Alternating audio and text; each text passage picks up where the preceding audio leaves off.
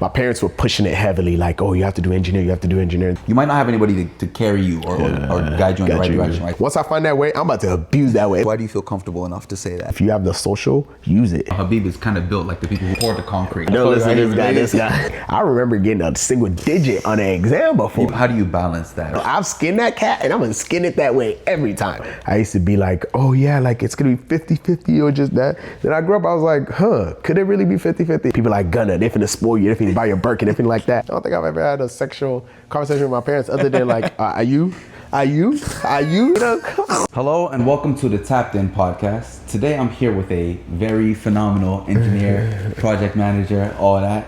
Habeeb Shitu, how are you doing today? I'm doing good, man. How about you? I'm doing good. Thank you for taking the time to sit down with me. Anytime. And talk a little bit about your life. Anytime, man. So I want to talk to Habeeb today just about his engineering journey, his outlook on life, Nesby, all of these things. So I guess if you could give us a little bit of an introduction and just as a little icebreaker, I know you're a big fan of Kendrick Lamar, so if there's a Kendrick Lamar song that kind of represents how you're feeling at this moment or at this point in time, let us know that too. So who are you? So my name is Habeeb Shitu, just as Bahir had mentioned. I'm currently a senior project manager at Mitsubishi Electric, where I basically manage multiple projects with ERCOT and Encore Electric to just make sure, electricity, is going through everything so we have lights, keep the lights on. Outside of work, what do? I do a lot. I love traveling. I love meeting new people and just kind of just exploring. I feel like traveling is most of everything else that I look forward to outside of work, and just family, friends, and just celebrating my people and all of that. That's a little bit just kind of about work, what I do. What's it called? Kendrick Lamar, that's my favorite artist. I just went to the show. Him and SZA, they've been killing it. I'm mad when they came to Dallas, they didn't bring anybody out, but hey, guess what? I enjoyed it. It was an insane performance. But if I could think of a song that describes me, how I'm feeling right now, it's a really old song. I would pick something from the new album, but it's more uppity. I would pick it from To Pimp a Butterfly. It's called I. The song just goes, I love myself, and it's just I'm at the stage in my life where it's I literally love myself. I'm having my way. I'm having so much success and just so much things going on in me that I'm wow, I feel like I lost something, but then I gained something and just getting better. And just this past Ramadan just kind of elevated me, I don't know. So I would say the song I, if you haven't listened to it, go listen to it. And it's just a good reminder to just say I love myself every single time and every single day. So that's a pretty good intro. Okay, so good. What about you? Tell me about a song that you like about Kendrick that just kind of describes where you're at right now, if you need to think of anything. Or Kanye. I know you're a big Kanye fan, so. No, we don't talk about Kanye. Damn. I didn't say that. Hey, I'm not gonna lie. Hey, Kanye is Kanye. He's still a genius. He's just crazy. Yeah, he's just crazy. He's just having a little bit of a episode of a moment. A Kendrick Lamar fan, I think. Let's see. I don't know, man. Maybe something like I like Rigor Mortis, but I don't know if that really represents how I feel. But that's way back. Maybe Backseat Freestyle. That's when I really used to more so listen to Kendrick. Okay. But I don't know if I can give a specific song. I feel like the song I can see you relate to is the. I haven't listened to the new album. The new album, it's the one I Deserve It All, because I feel like you deserve a lot of. Hold on, watch. I gotta play it for you. Just a quick snippet. It's Man in a Garden. That's the name of the song. Man, where is it? What's the name of this new album again? What's it called? GNX. Yeah, GNX. Okay, Man in a Garden. This beat. It's just that the way he just comes in and just tells everybody that I deserve it all, everything that he's working for and all of that. So I feel like you can relate to that song in general. So yeah. Okay, cool. I Deserve It All. Okay. Yeah. Man in a Garden. Definitely. Okay, so cool. In terms of engineering, how did you get into engineering? What drew you to it? Was there a person who kind of inspired the journey? Is it because you're Nigerian and 90% of the population? Yeah, I would say coming in, I did not want to be an engineer.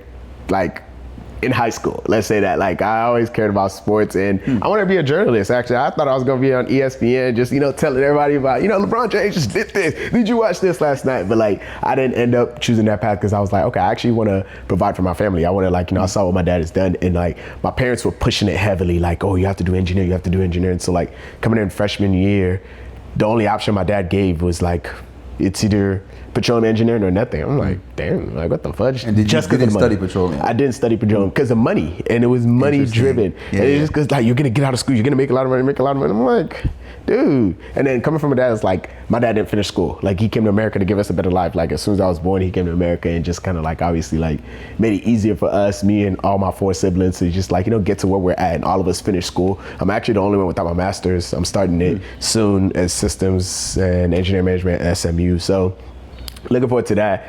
But yeah, it was just kind of his drive, like, oh, do it. But then I started realizing that like sports is not your way out. So by the time I got to senior year, I was taking AP classes, like, okay, doing community college class. I was like, okay, maybe I do like math. Maybe I do like this. So then by the time I got to college, I did not want to do petroleum engineering. When I tell you, I did not. So like, what I did was I came in, I joined it, and then I was like, bro, I'm not passionate in this. I think you took the intro courses. We were in the same intro to engineering classes. So it's like, okay, we get through that. Then after that, I was like, bro, everybody was talking about petroleum engineers hard. I was like, okay, let me find something I think I could be passionate about. So I kind of dug down and just kind of changed my major to like civil, because like I felt like I can relate to civil. Like I always loved architecture. I used to see my house, my dad's house in Nigeria get built. And like seeing the concrete pour, concrete mixes, and even that's why I'm like in construction and civil. So it's like, it's a mixture of both to just kind of like seeing. So like seeing that when I was growing up, I was like, hey, damn. Something you could imagine yourself doing. Yeah, imagine yourself doing it, because like I used to watch them build my dad's house from scratch, or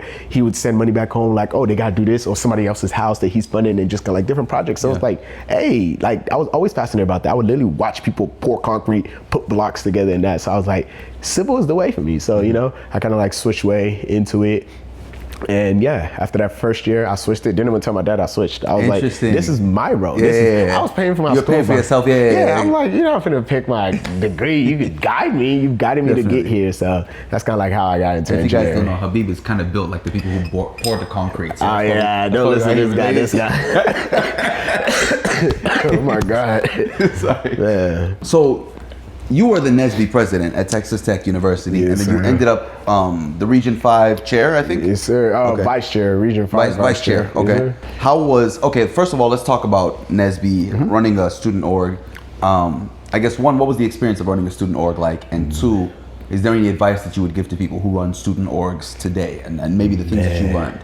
Man, that's such like I could talk about that for like hours. Let me say that. Go a whole episode on that. I could go a whole episode on that. Just in general, just like how I got into it and what is shit. It made me who I am today. Like literally, like just like the kind of manager that I am to people, the way I manage. Even my closest friends that were part of NSBE, just the way that I talk to them there versus talking to them outside interaction versus business. So it's like knowing how to manage all of that so early after like my freshman year. I was just a member, joined the committee. After joining the committee, I was like, wow, like I actually want to do more. Like I want to make an impact. I want to that. So it was just like, all it took was just an inch, and I just ran with it, just ran miles and miles with this. So I would say kind of like coming into it, I didn't even know, I knew nothing about NSBE coming into college. So what made you join? Made me join is just the impact. Like my cousin, Aziz, had literally, come to this event, went to one community service. I was like, oh, I like this, cool, Dad. And I came to NSBE and I was like, oh, they got this resources. And I was like, oh, you can join a committee. I was like, I'll join a committee. Joined the committee the next year. I ran for a position. The next year, I was like, actually, I was a parliamentarian. So I was like, okay, parliamentarian historian. So I was like, all right, cool, I know the rules. Next year, I was like, if I know the rules, I like the people like I could connect with people, I'm gonna run for president. So the next year I was like, yeah, so I ran for president, and that was probably like one of the best decisions I made, because like it felt good to just kind of like have a vision, like having a vision. I'm the kind of person like I write everything down. So if you see in the bigger picture, it was just like I could set a goal for the chapter. We can do this. So it's like, cool. So first step was like, okay, let me set my goals, let me set my vision. And I went to conferences. So the conferences. And sorry, I forgot to mention, NSBE is the National Society of Black Engineers. Yes. Sorry, go ahead. Yes. And you don't have to only be black to join NSBE. Yes, you don't have to be black to join, definitely. It's, very great organization. People can testify for how much jobs and everything they can get, minority or non-minority. But yes, so yeah, coming in. Yeah, so like after coming into that position, it was just like going to those regional meetings and all of that. Like it motivated me meeting people from other chapters and that like, oh, they're doing this, they're doing all of that. Like I was doing initiatives where I was picking up people at Midwestern State University to go to a conference just because I wanted to make sure they got the same experience we did from a bigger university. So it's like that connection with all of that and just like meeting people. Some of my mentors that wrote my letter of recommendation for my master's are still people that I met from like my sophomore year of college through NSBE. So it's like, oh wow, like that connection through Nesby is just kind of like, really huge. I would say that like it's a big impact. And then, just after that, just going into more positions, it just didn't stop. I was in positions after I graduated school on the, what's it called? Convention. Yeah, convention planning committee for the, what's it called? The national board at that point. So like, oh, wow. we planned, so you were on the regional board and the national board? Yeah, the national board. Yeah, so the national board, it wouldn't be considered national. It would be considered national board, but it's the convention planning committee. Okay. CPC is what they call it. So like the CPC is basically who plans only the convention. The national board is the one who sets the initiatives for the regions. So like it goes in there, but like we're on a different entity, but we can be considered national because we work with all of them. Whatever initiative we set for the convention, national, regional, and the chapter level has to kind of like do it all. So I would say, so like the impact, it's just a lot. Like it's just a lot. Like I can't even speak on just kind of like how much it's done for me, or just looking for jobs, helping people, and just kind of some of the initiatives that I had set by myself. Like, okay, we need to accomplish this much internship. We need to get these people scholarships. We need to get people funded to go to the conferences, and even planning events in Lubbock for outreach and all of that overall. So it's something you'd encourage. Oh, I would encourage it. I don't know, if somebody were starting out in university. Yes. Go join Nesby. Yes, I would say if you have passion to just helping people and caring for people, I would say join Nesby, because like you can always I always see myself like everything that we do, we have to pay it forward. Somebody helped you to get to where you're at. You can help somebody else coming in freshman year, like, hey, I did this, don't do that, do that. Like it's that guidance. Like if a kid just literally comes into life without a parent, it needs to be guided. Right, so like when you come into college, especially some people that are first generation, their guide is literally what's going to help them succeed. And some people can't figure it out. So Nesby is kind of like a bridge to that, and they help you with it. And especially going to a PWI, like it's pretty difficult. Definitely. It's pretty difficult. And it's like Nesby kind of gives you that community to just feel like, hey, I belong. We were the only two black people in the intro to engineering classes. Yeah. So it's honest, like, I saw somebody who's like, hey, yo. And then boom, we connected. And then the next thing you know, you go to a Nesby meeting, you see them there. See the same person. Yeah. So it's like, it's that organization is really like, very key. Like, so yeah. I think I agree. I think, I mean, obviously not all black people, right? But I think just by virtue of being black at times, you have people who, I don't know, you might be the first gen, right? So you might be the first person in your family to go to college. You might not have anybody to carry you or guide you in the right direction, right? So I think Nesby helps with that type of thing. And even if you have, I don't know, like for example, like my parents aren't engineers, right? So I don't necessarily know, even if they went to college, right? You know what I'm saying? Yeah. So it's I think it's a very good thing, definitely. I love Nesby for sure. Nesby's in my heart, through thick and thin. The mission of Nesby is to increase the number of agriculture responsible black engineers who exceed academic. I remember that actually. Yeah. So every single Nesby meeting, we would say the mission statement, and the mission statement is not just anything; it actually means something. Like definitely. It's a goal that we want to get to. And, something that you repeat over and over and over. It's like it's the mission. Like let's get to it. So yeah. So in terms of running a student org, what did you run into, and what I guess what do you think people underestimate when it comes to running student orgs? Just what goes into it. People just think, oh, we're just gonna come to the event and everything's done. Like going into just reaching out to companies to sponsor the food. Like one thing that we would always do is like the more food you have, the more people show up to the meeting. So it's like people only come for the food, but when they get there, one thing you also have to do is make sure you have something that grabs their attention, that makes them want to come back to the next meeting. You give them an information, or you give them like a community service or incentive. So it's like there's a lot that goes into kind of like planning, like, hey, you need 15 points to go to the national conference. Well, in order to go to the national conference, you need to come to 10 of those 15 events. Well, you get a free hotel, you get registration discount, you get your Apex verification. And some of you, if you don't know what Apex is if you have over 3.0. So like you get to the job fair early. So once you give those 3 incentives throughout the year, people are gonna work for it. So, a lot of people, when they think organization, just like, oh yeah, you just come to meetings and just talk about banter. No, like you create stuff that's like, okay, this is the bigger picture. You're gonna work through your semester, pass your classes, but then once you get to the job fair, you go present yourself and come and tell them like, I'm a well-rounded student. I went to this community service event. I took this, what's it called? What else can I say? I went to this corporate mixer to meet with this people. I talked with this. Oh, okay, cool. I went to, let's say, what else can I say that we did? Like it was always a lot of community service. Corporate mixers. Yeah, corporate mixers. Yeah. So.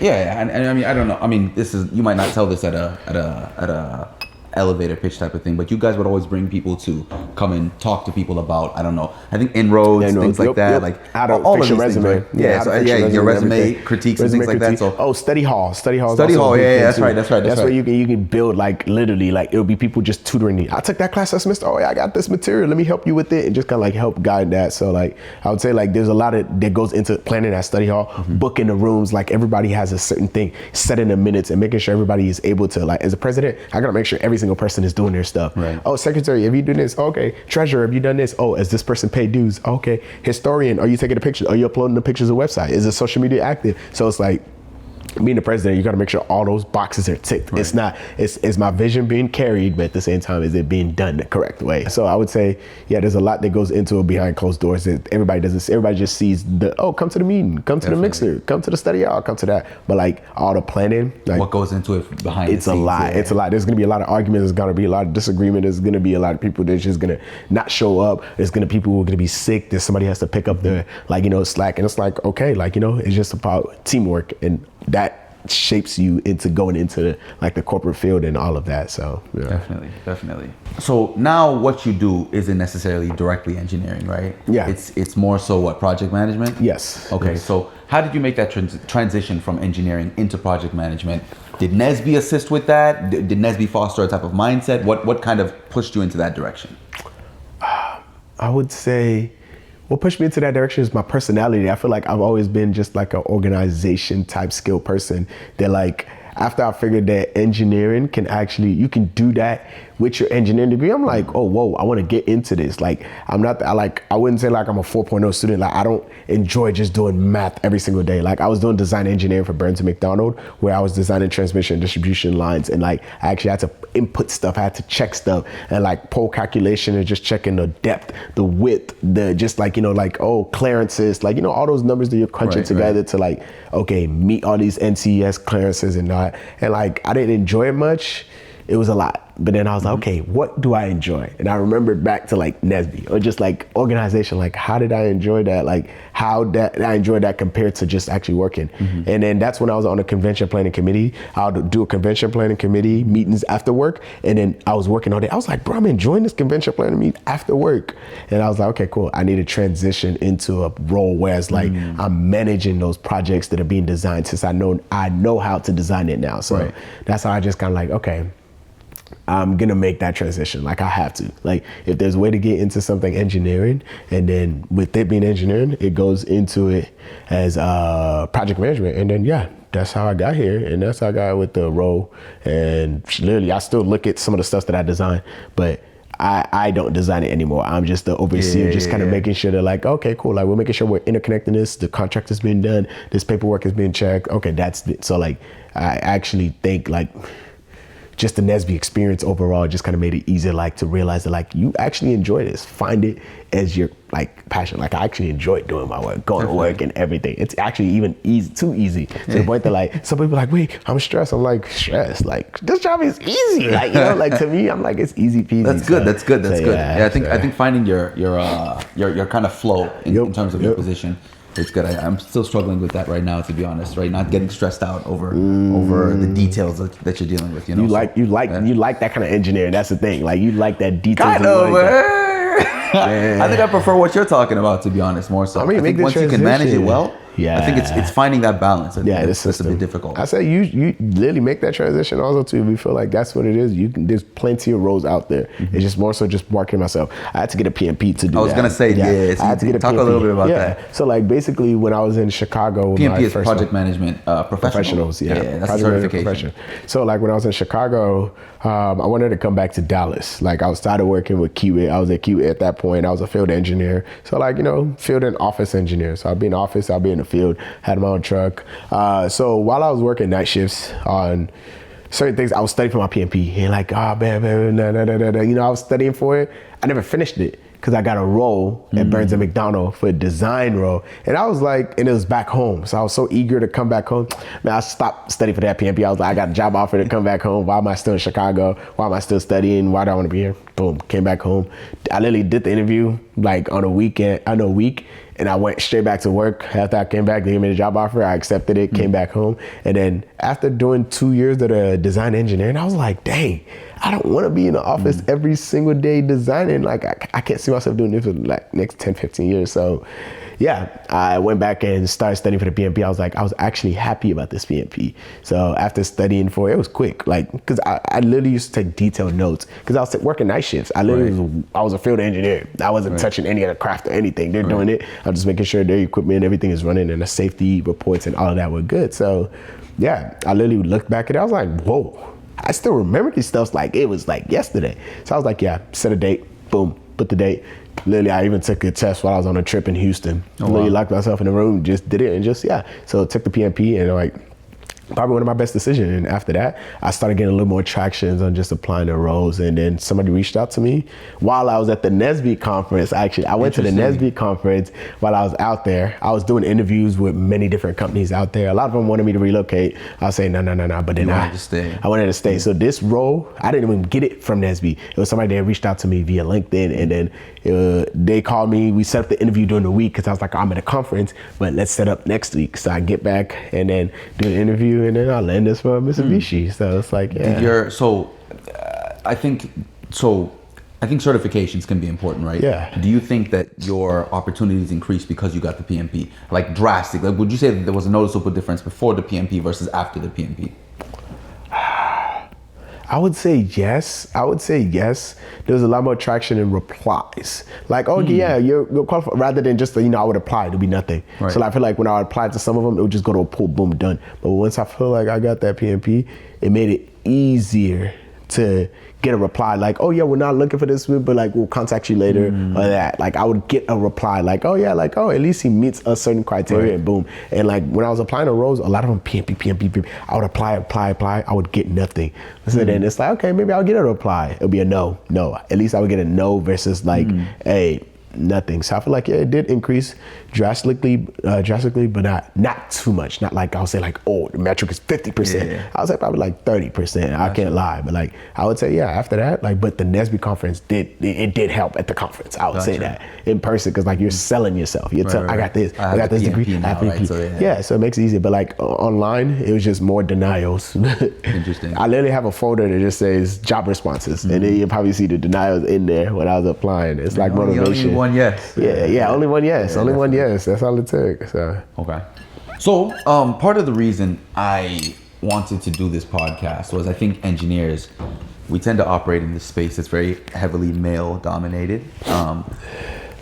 There's also a lot of like red pill content that's been popping up. I don't know if manosphere is the correct terminology. So I'm kind of trying to offer alternative viewpoints to stuff like that. I think it gets very easy for young men to kind of go down certain rabbit holes that might not be the most productive for them. I think you're a very personable person, right? You're a very charismatic person. Do engineers need to be the stereotypical, my head in my books? I'm you know what I mean? Like, how do you balance that? How do you stay personable while still being somebody who knows their stuff? If you get what I'm saying.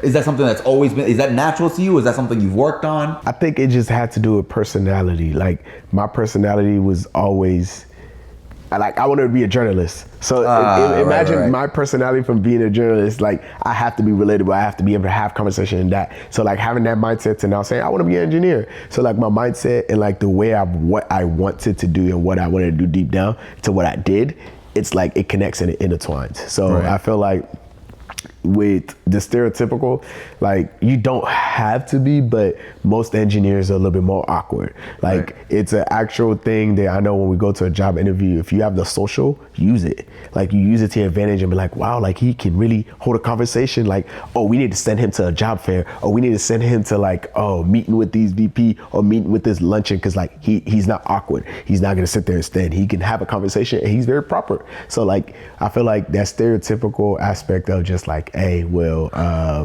like our engineers, should they be socially awkward? Should they be in their books and that? You have to be in your books. Like you're not gonna pass. Like I remember getting a single digit on an exam before. You probably did higher than the average with that single digit. And it's like you have to be in your books. So like that aspect, you like there's no doubt. Excuse me, guys. You have to like literally. You have to be in your books. Like that's not a given. Like there's no type of cheating you could try to do, your test gonna be different than the person there. Like you have to figure it out. So you have to be in your books, but at the same time, it's what you do outside to differentiate yourself. Right. And some people like to just be, in the personality, in my own books, let me go to my class, go home, play video games and that. Some people are fine with that, but like it just depends on your upbringing and who you are. So I would say that stereotype is just like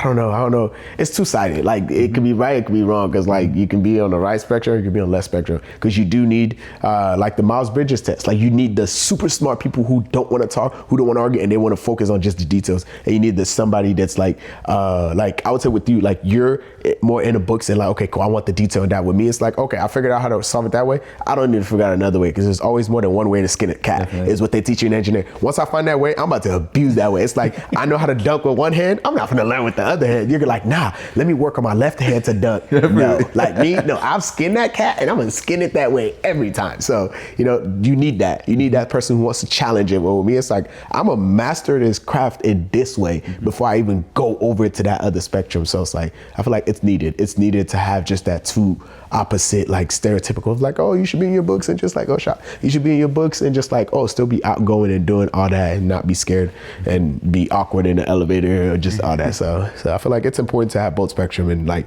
the stereotype is kind of like, I don't know. I like it. I like the stereotype. So, interesting. Yeah. So in terms of being a man, right? Do you have any things that you used to believe about like manhood or anything that you've since let go of? Manhood as in fudge.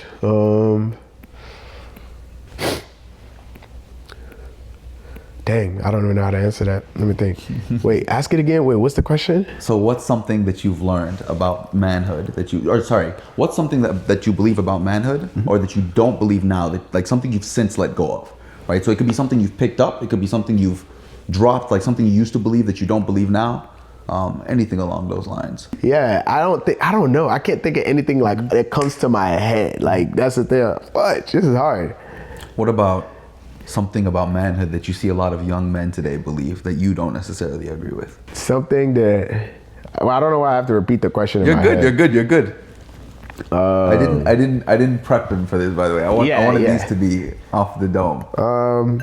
Why am I feel like I'm on a not TV show? The show that you have to like, oh, can you ask the question again? Like something that I don't agree with in like manhood.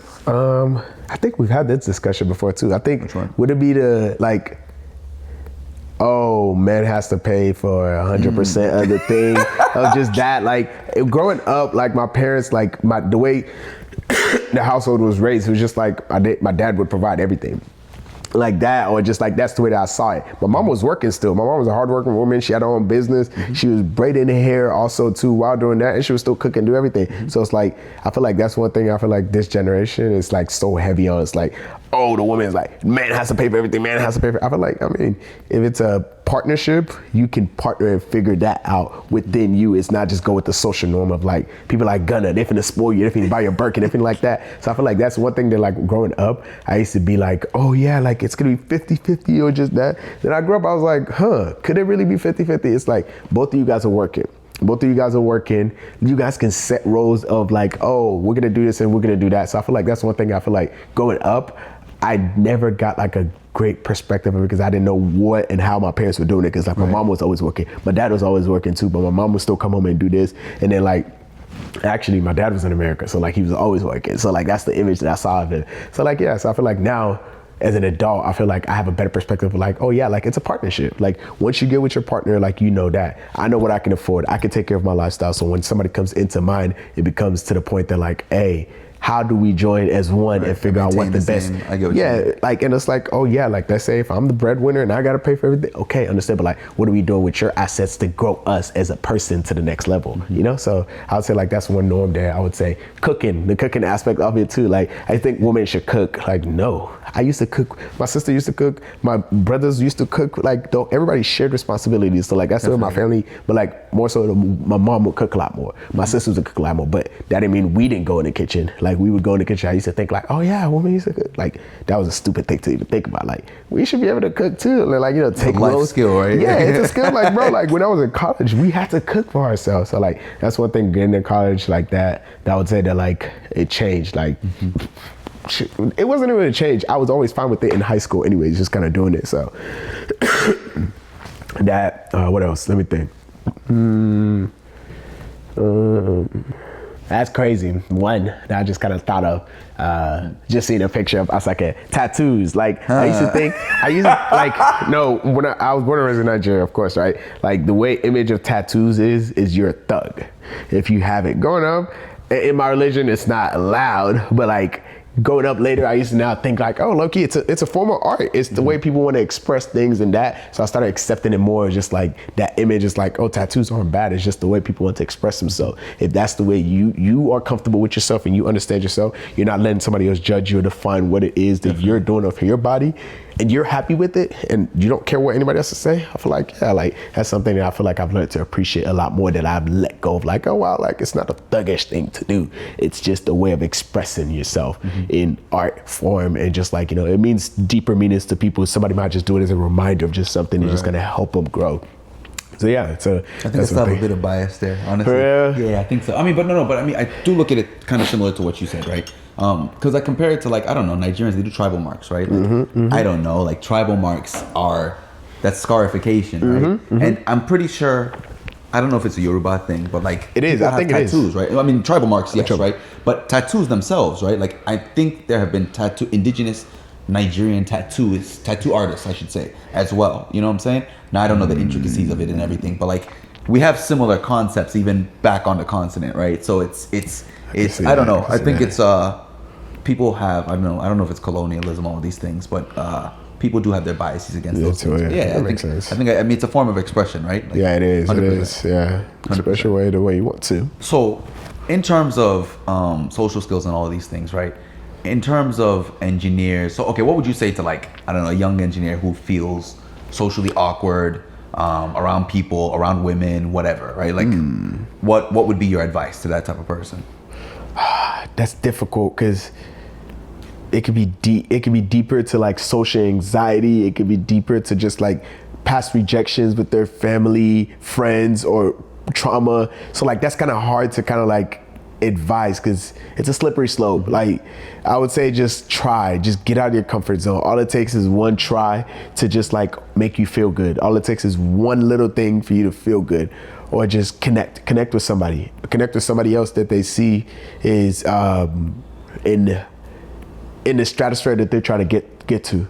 Like if it's like, let's say one of my friends that I met the other day, right? Oh, that person is antisocial and then they want to be social. It's like, okay, interact with that person and see how they got that confidence and be around them more. And with them being around them more, maybe they'll get comfortable to speak up on certain things. So it's like, it's a slippery slope. It has to just be trying. I would say if you don't try, you're not gonna get there. So it's like, depending on your personality, how you want to try, who you want to reach out to, even if it's just not even necessarily around a girl. If you're not comfortable to talk around the other men that you're around, you won't be able to do it around a woman. Because like, if your friends that are guys or acquaintances that are guys are not listening to you, a woman won't listen to you. It's like, you're not even confident to say it around your guys, but you want to go, if you want to say it around a girl, you'll probably whisper because you're not like, oh, very like, you're like, well, nobody's hearing you. You're like, yes, so I would say getting comfortable and just kind of like finding somebody who can help. I would say that's the best advice that I would give for somebody like, just a young engineer, just like, shy to, especially Nesby means, like there's many opportunities. I remember when I used to do mixers,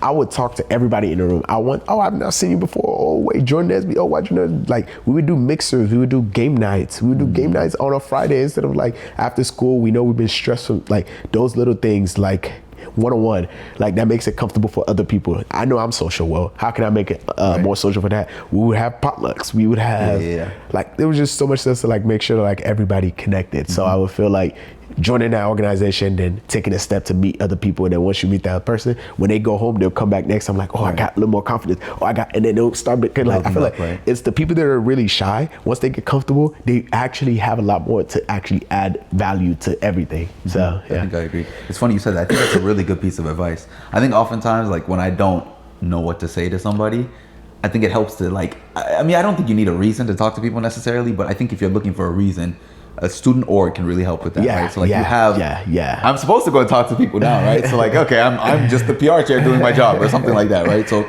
you kind of have it. So maybe joining an organization. I think that's a good piece of advice. Great. In terms of like, I guess, leadership. So you're talking about leadership roles.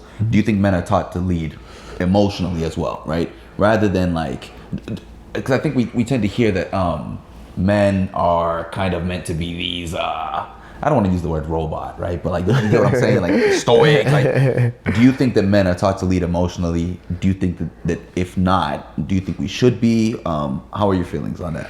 Lead emotionally in like what aspects of just like catering to the people emotionally? Yes. Or so like in terms of, so I think at times, right, men are taught, hey, you have to think very analytically, especially as engineers, right? You have to think very quote unquote logically. Do you think that in terms of emotional intelligence, that has to come into play too? Or do you think that that's necessary at all? I guess I should say. Yeah, I would think emotional intelligence is very like key. It's key to just success. Just because like if you're not aware and conscious about what's going on emotionally, like it can affect the team's morale, attitude, and the way everybody just kind of like thinks. Because like we can't just, the statistics is not going to run the world. Like a robot, it cannot feel and understand just kind of like how we can make that decision. Right. At that point, if we don't think, if a man shouldn't think with some type of, not think with emotion, a robot can take over the job then. You don't want any emotions with it. Just let the robot make the decision and use the analytics. So I feel like it's very important for us to just actually like, look at it and actually feel. You have to relate to people. That's the number one thing that I know with project management. It's like, you have to be relatable with everybody you work with. You have to be relatable with your teammates, your coworkers, and just like your family. And if you're not using that emotional aspect to just kind of connect, and that's the aspect of like connecting with people. A robot cannot do that. Like, we don't want to always run in that analytics. I feel like, man, like, I feel like, yeah, we have to also like, think and work in that aspect to just kind of relate and connect with every single person, whatever aspect, family, friends, work, and just all of that. So yeah. Okay. Yeah, it makes a lot of sense. In terms of being a black man in the space of engineering, do you think that has impacted the way in which you coordinate yourself and the way in which you have to coordinate yourself? I guess, do you think that there are any experiences that you have specifically because you are black in the space of engineering? Yeah, I have to code switch. I'm not me at work. What does that mean? You're not you at work. What does that mean? I'm not me at work. The me that you're seeing right now is not the me that I would show at work. Why not? Because like, that's just the norm that has been taught. Like in NSB, we teach that too. We have professional events where it's like, okay, resume workshop, how to be professional, how to secure the bag, how to basically, let me remember the name of this workshop that we did. I can't remember the name of the workshop. Basically, how to navigate corporate America. Like, you can't just go and just talk how you want to talk. You want to talk in a way it's like, it's very proper. That's just the image and norm of what's being taught to us. Like, you have to go in there and stand out because like there's other people who could take this role and do the role better than you in that. So I would say I'm not me in my work, because like, I can't say and act and talk like the way I talk. Like, oh yeah, what's going on? Like, yeah, how you doing, man? Like, I can't talk with the slangs and act. Like, I can't listen to the type of music that I want to listen to and just like be free and just kind of like that. So I would say, yeah, that's the difference between. Sorry, I'm kind of ranting. No, you're good. Yeah, but yeah, I can't be me at work. Honestly, I can't. Do you think you should be able to be you? I should be able to, but I know for sure that like people are not ready for it. I don't know if that's the right word, because like, in what sense? It just kind of, I feel like we're just taught to just be different at work. Like, when you go to work, it's like, it's what pays. So you have to make sure that like you're as proper and standard as possible, and not just like, I don't know, I feel like I can be comfortable around my friends. I can say whatever and do whatever. At work, you can't do that. You can't do that because it's a corporate setting. It's a business setting. When something is a business, you want to make sure it's run professionally. So it's like, I have a professional Habeeb, and I have I'll do it like this. Like, I have an Innie and an Audi. I still don't know. I've not watched. What? That's the Apple TV thing, show. Right? Yeah. To this day, I've not seen it. What's the name of this? Severance. Yeah, Severance. Okay. So I have an Innie and an Audi. Okay. Yes, my Innie go crazy at work. I hope you guys know what that means. Yeah, I hope you guys do understand it. But like, my Innie go crazy and my Audi go crazy. So at the same time, my Innie is code, my Audi is code too. So at the same time, I'm two different people. Like, when I go into work, I'm this person who's professional. Outside of work, I'm this person who likes to enjoy life and that. that. And sometimes some of my bosses, when I have one-on-ones with them, I can be comfortable, but I can't be comfortable around every boss. Somebody who's deciding my raise, somebody who's like, deciding factors of like, oh, he can be better. Oh yeah, he's professional. I could put him in a room with a VP and stuff like that. So I would say, yeah, I have to code switch. So that's my definition of code switch. My Innie and my Audi are two different people that have to uphold a standard of professionalism and the other standard of just like my socialism. So social, I can be social as much and do whatever. Professional, I can be only professional and just kind of keep myself uptight and be a great worker. So how do you balance that, right? How do you do the thing where you don't lose yourself being that person, being the Audi? Yeah, I'm so comfortable with myself that like I can make my Innie still feel like my Audi. Like I don't know, maybe let's start using the word Innie and Audi. I can make myself still, like, no matter what I do at work, like I'm not losing myself. I'm not changing who I am. I'm still texting my friends. So like I still have that experience of like my Audi at work. It's not like I'm losing everything. I still literally feel everything that I'm feeling outside of work. I'm still on social media, taking a break, still listening to music that I want. I can't listen to it loud. And like, it's just more so just like, I'm still me, but it's tamed down to when I need to join a meeting. It's like, okay, cool.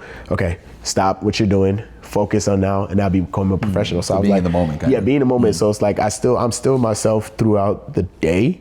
It's just more so just like when I'm in certain moments and certain settings, I need to just change and make myself presentable. It's like I need to make money, and this is the presentation I have to make. I have to present it in the best way possible. Gotcha. So Interesting. Yeah. Okay. So in terms of Black engineers in general, do you feel like Black engineers are supported in corporate America? Do you feel like if they are, how do you find that support if you're a Black engineer? If not, what can corporate America do to better support Black engineers? Oh, that's a deep question. Sheesh. I feel like organizations like Nesby helps it, but yeah, I feel like I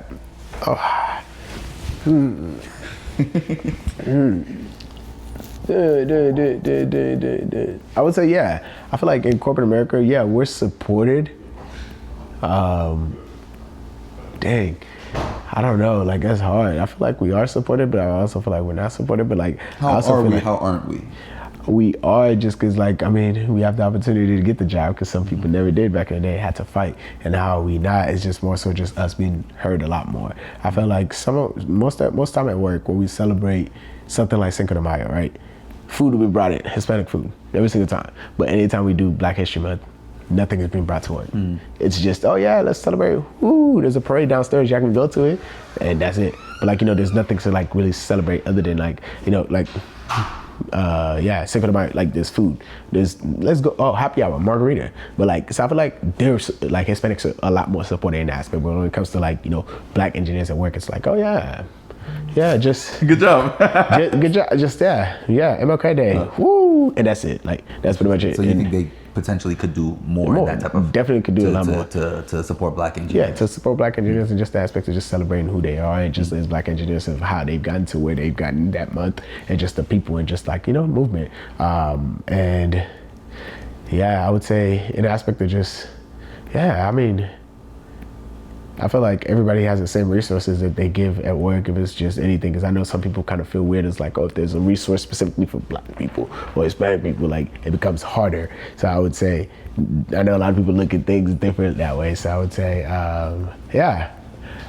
we are supported. It's just depending on the support that you do need. Definitely. And we're not supported in certain aspects when it's like, like we want our voice a little bit more here. We want to be promoted quicker. We want to see more people like us being promoted and just like, I want to be just like that versus like, 1 out of 100. And just, it's like, okay, cool. Like add more of us, advocate for more people to be engineers just like us so we can all be here together and just grow together. So that's what I would say. Definitely. Hey, I just wanted to tap in really quick and say thank you so much for tuning in.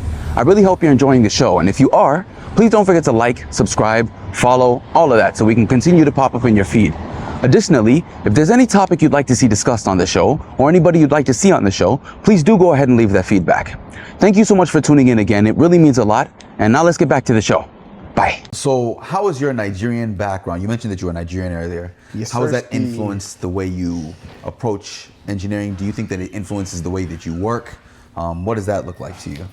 Being Nigerian is like, it's an identity. It's like, as y'all may know, like the saying, Naijano de Kailas, like, just that saying by itself, like, it's actually thick in the blood. Like, when we do something, we work so hard in doing it. Like, it's like a mindset that's like, you don't want to fail. You don't ever want to fail. You want something, you go for it. Like, that's how I was always taught. I'll see my brothers and my friends, cousins, uncles, like everybody, no matter how poor somebody is in Nigeria, they're hardworking. You give them $1 to do, just like how, in these Asian countries that like they work so hard for certain little things, they'll be so satisfied. And it's like they want to get to something, they work harder and harder. So like being Nigerian is way, like, the work ethic is insane. Like, I like seeing people, and like, I mean, just overall in America right now also too, if we look at it, it's literally just like all the people that are doctors, engineers, a lot of influences that are just Nigerians. I mean, 2 of the richest black people in the world are Nigerian. And I was like seeing that, and like, obviously they don't play a big role in how much we make money, but just seeing that and how they persevered to just get to that level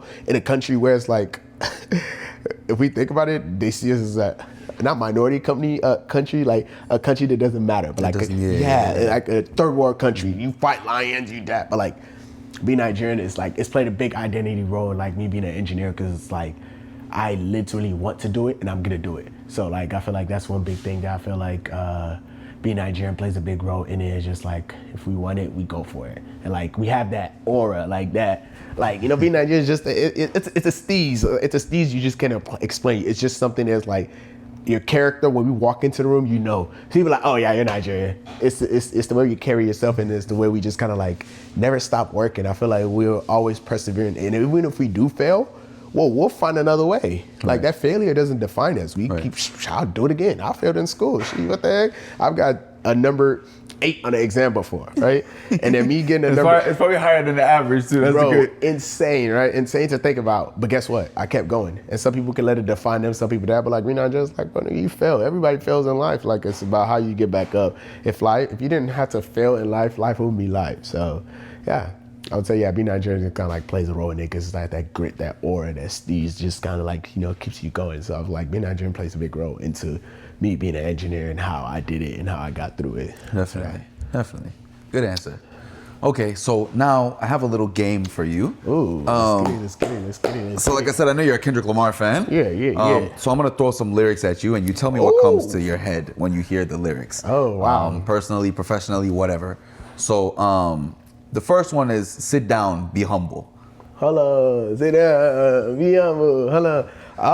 I mean, just literally life. Sit down, be humble. Like the whole song by itself, what I think about it, if I can relate it to my life, is just sit down. Like in certain things in life, you will be humble. You're not gonna have everything you want in this life. So sit down, be humble, be happy with what you have. Something might look better than what you got. You can't afford it. You don't have to go kill yourself. Be humble, take it. Like literally, there's always gonna be something better than what you got. That's one thing you always have to remember. So it's like, be humble with what you have, be happy, and be satisfied. So that's what I would think if I think about that. Like, sit down, be humble. And that whole song, I know he had a big backlash on it, and he was talking about women with makeup and all of that stuff like that. It's like, I mean, he's trying to make women feel more comfortable, but he had a big backlash with that. So I would say, yeah, that's what I would think about if I think about that. There's always gonna be something better than what I got. So be humble. So the concept of control, right? Mm-hmm.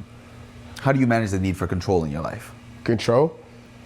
Control in what aspects? Like whatever aspects. The need for control. I mean, I feel like I need to control how I move and how I like maneuver. I guess how I maneuver through my day, like how I make use of my time. Like we can't control time. So like whatever I can control in my hands or what I'm doing and how I'm doing it, I'm gonna make sure I select it. Like how much time I'm investing and controlling into my friends and all of that. Like I can control how much time I'm putting into every single one of them. So I know we have 24 hours in a day, but at the end of the day, I can control what hour it goes into everything. So like I feel like control is a big aspect in life, and you just have to just manage it how you want to and just let that, define you if you wanted to. You don't have to. You can just let life go and live life not on the edge, but like, on the go and just go. But like, I'll let everything just gotta like be controlled in certain aspect. And you can't control everything in life, but what you can control, do it as much as you can. Definitely. So. We gonna be all right. we gonna be all right. Then we gonna be all right. You hear me? Do you feel me? We gonna be all right. And when I wake up, I recognize you look me with a pay cut. Oh man, we gonna be all right. I mean, that just goes into when you fail and when you go through stuff, you're gonna be all right. Like, I feel like I could resonate to that in the like past couple months. Like, I was going through a breakup, but at the end of the day, I could tell myself, we're gonna be all right. Like, I'm gonna be all right. We all gonna be all right. Everybody around me gonna be all right. Whenever anything happening, Palestine, Gaza, all that stuff, like, at the end of the day, we gonna have to realize we gonna be all right. Like, everything has to happen. In order to build, you have to destroy. So at the end of the day, we also just have to realize that, like, we gonna be all right. Every single time. Like, anytime any disaster happens, just pray, get on my prayer mat, and just say, we're gonna be all right. Like, we don't know. Just like the control question, like we can't control certain things, so we just gonna actually have to be all right. So like we have to accept what God puts in our control and then go from there. Definitely. Loyalty versus love. I'm not really there, but you get Loyalty. Loyalty versus love. Like I feel like that's just relationship, friendships, and everything. That's what I think about when it comes to loyalty and love. It goes intertwined. Like, in order to love, you have to have loyalty. In order to have loyalty, you have to love. At the same time, they go intertwined. Those two words are just something. Loyalty is a word I can say trust. Trust is loyalty at that point, is what I would say. So when I think about that, I just think of just friendship, relationships, and how you're just kind of like, in order for it to build, you have to have that loyalty and love for your people, your friends, and how you can basically grow and impact each other. So when those come up, I think of friends and family and relationships. Definitely. Mortal Man. Ooh, wow. I think about Tupac. I mean, actually, dang. I don't know what I think about that. Every time I think about Mortal Man, I just think, like, I can't think of anything that comes to my mind other than just how deep that song is. Just like, how I relate, how Kendrick is just kind of like changing time and saying he's having a conversation with somebody dead and saying that, like, I would say, okay, Mortal Man, I would think about it this way, as like me telling my dad telling me he's proud of me. Because like all Kendrick wanted in that song was just more so just like Tupac, like, telling him that, like, hey, I'm proud of you. Like, hey, listen to me, I'm speaking up. Like, I would say like my dad would probably be proud of me for just like, speaking up, doing what I want, achieving it, and not just being a yes man, and just like, going and breaking goals and doing things that he never did and just breaking those barriers. When I think about Mortal Man, it's like, that's the way I would think. It's like my dad just being proud of me. So just being that Mortal Man, and just like, yeah, just deep down. Oh, damn, shit, I'm gonna break the mic. Okay. So in terms of To Pimp a Butterfly, what's something that you've had to unlearn or work on intentionally? I kind of already asked this really, but like, what's something that you kind of had to unlearn or work on internally? My stubbornness through therapy. I feel like I was very stubborn before. I had to unlearn how to listen rather than being stubborn and wanting my point to be right. I feel like that's something I had to unlearn. Like, yeah. Has nothing to do with To Pimp a Butterfly, but like, I would say, yeah, that's something I feel like over time that I had to unlearn, that stubbornness. Because like, yeah, you don't necessarily have to be right. You just have to listen to the opinion and basically gauge what you need to say and how you need to say. I would say like my stubbornness is something I not perfectly unlearned, but like therapy actually helped me that for like 2 years. Therapy, interesting. Yeah, so I would say my stubbornness is something I literally cherish that I learned, because like, it's helped me in my relationship with friends, people, work, and all of that. Like, seeing things so much different. It's helping me be more mellow and cool and form that adult mindset and aura that I want. I want to talk about that therapy thing a little bit. Mm-hmm. So I think therapy is something that's kind of, I don't know if stigmatized is the right word, especially for black men, right? Mm-hmm. I guess, why do you feel comfortable enough to say that? Why do you feel comfortable enough to even attend therapy? Masculinity. Like, I feel like I've always been comfortable with my masculinity. That's like, I feel like I can talk about my emotion. Like, I'm the kind of person, I'm the friend, I'll tell my friend, oh, love you, bro. Like, things like that. I feel like I'm not afraid of my masculinity to do things in aspect where it's like, oh, wow, like that could seem gay. No, I can talk about feelings. And therapy is frowned upon within, within the black community. And the minority community or Africans, like, why do you need to go talk to somebody about your business and that? I used to think about that too, till I got to college, and like, like my past relationship, like in college, when I was in college, like she taught me like, no, you could be soft, you could be open, you could talk about these stuff. You don't have to be like, oh, I can handle it, oh, I can handle it. I used to, like, that's a stubbornness too that I had to let go through therapy. It's like, I literally had to let myself know that like, hey, dude, like you don't have to do it all on yourself. You do. It's not. I got it. No. Oh, like that. I got it mindset.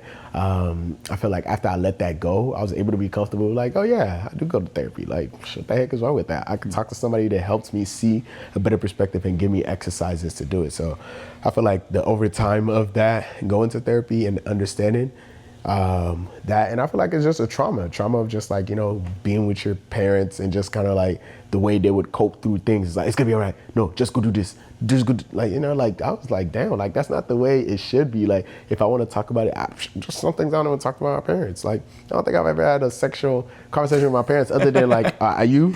Like, what do you mean, are you? Like, speak, nigga. Like, talk to me. Like, like, what are you asking me? Are you? Like, what come on, what the fuck does that mean, bro?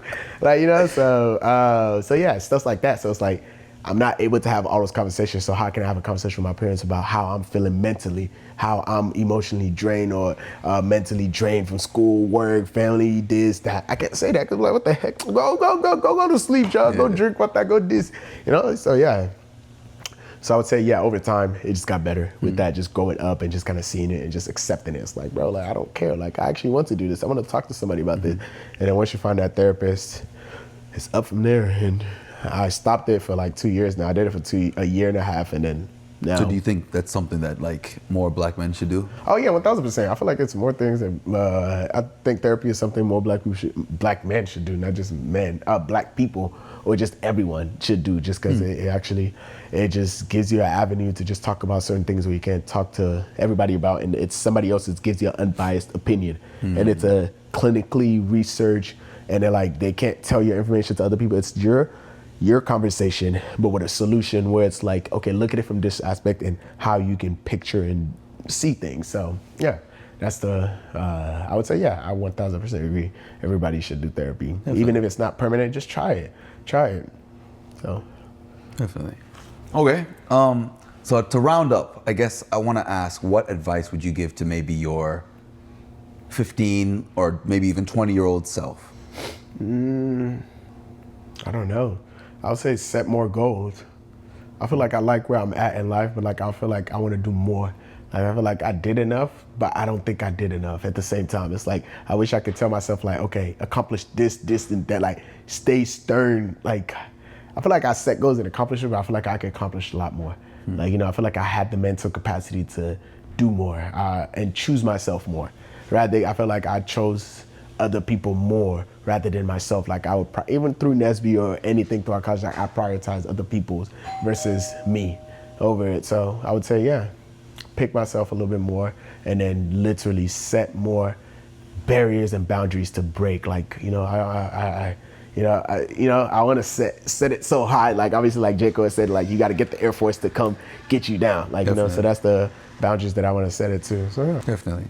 Okay. So I think that's about it for this episode. Thank you for taking the time to sit down with me. I guess if people want to find you, do you want people to follow you? If they want to follow you, hey, follow me, man. Where can they find you? What can they find you on LinkedIn? I don't know. Yeah. So on LinkedIn, if you want to look for me, it's Habeeb Shitsu. And on Instagram, look me up as Prince Habeeb. Twitter, I think Twitter's just Habeeb Shitsu. I think that's pretty much most of it. On Facebook, if you guys go on Facebook, Habeeb Shitsu. Let me think. Yeah, I can't think of any other social media pages that I could possibly be using actually. Any speaking or mentorship opportunities available? Yeah. I mean, I do a lot of. I'm still involved with Nesby actually. I'm part of the UT. Let me not say UTD. I would say DFW professionals, Nesby DFW professionals, part of that. So I'm on the ambassador committee. So with the ambassador, you're paired with a university where we go to their meetings. We help them with resume critique. We help them with everything I was doing in college, doing it all again, but doing it as a professional since I'm helping them trying to get a job. Like this past conference, I did probably 4 to 5 mock interviews, resume critiques, workshops. I did a whole presentation at the beginning of the year, just how to cater your LinkedIn and just a whole bunch of stuff. So I do a lot of those stuff like in Dallas because I'm just part of the DFW professional, and I'm just the ambassador for NSB and the DFW to just, you know, grow more black engineers, UTA, UTD, SMU, TCU, all the UNT, all the schools in the DFW, you know, we tapped in. So plenty of speaking engagements if you guys want to go to the general body meetings or just like some of the events, C2C, college to career programs that we do. So yeah, tap in, be locked in. Yeah. Definitely. Cool. Thank you very much, Habeeb. Yes, sir, thank you for tuning into this episode of Tapped In. Yes, sir. If you would like to subscribe, like, comment. If you have any questions maybe for Habeeb, you can find him there. I don't know if he's going to check out the video and maybe respond to your comments. I will. Definitely. Thank you very much for taking the time to sit down with us, man. Appreciate you for coming out, man. You say ski, pim, pim, pim, pim, pim. And that's not Ja Morant, but yeah, you know, we gonna do it. Pim. Throw the bomb. Boom. And tap in Radio Summer. This is my boy Kevin's drip. If you can see it, you know, grab you one. You know, he going and touring. He touring the world. You know, soon he about to blow up. Just know album dropping soon. I don't know. You can see the back. He got apparel. He got everything too. Young Kevin from the age, but you know he go by Adrian Max's now. You know, yeah. Let's get it.